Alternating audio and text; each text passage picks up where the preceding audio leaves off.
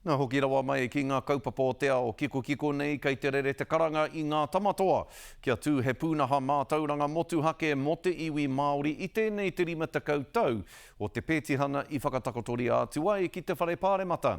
Hei tā, Hilda Harawira, aha koa te kaha o ngai tātou ki te whakarauara i tō tātou reo mai rāno i te ngahuru tau whitu tekau ki Naia nei kei te oke tonu ngā kōhanga reo me ngā kura kaupapa Māori. Anei rā te pūrongo a Regan Paranihi.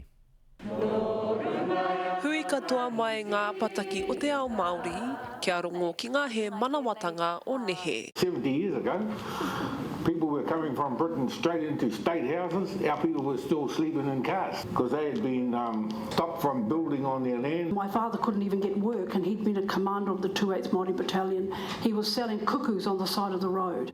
Āri ma te kautau kua neha, e ora marika ana te reo. He oi hei tā tēnei mātanga, he mahi tonu kei tua. Hore kaunoa kia tai ki tōna taumata, ki te tihi o tōna taumata, engari e kake haere atu ana. Hakua e whitawhita ana te puna tāngata e hia kai ana ki te ako i te reo Māori, ko tā ngā kai hāpai, nā ngā ture o te kāwanatanga, kua whaka awe nuitia ngā kōhanga reo me ngā kura kaupapa. I te timatanga e warurau kōhanga reo i Naia nei, ko hawhi o tira nā te maha o ngā ture e patu nei i ngā kōhanga.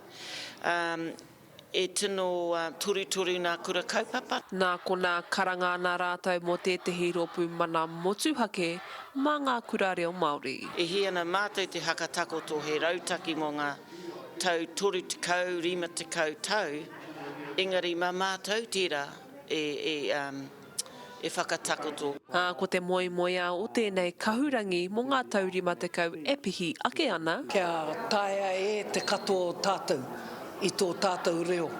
Mua atu i te ako mai e i ngā tauiwi kia tātou. Hora kau ke au e hihiana kia riro mā tauiwi tātou e ako i tō tātou reo. Ko te onamata tēnei e whakakipakipa ana i te anamata. Kia tamatu, kia tama ora, kia tama toa te iwi Māori. Regan Paranihi, Te Karere.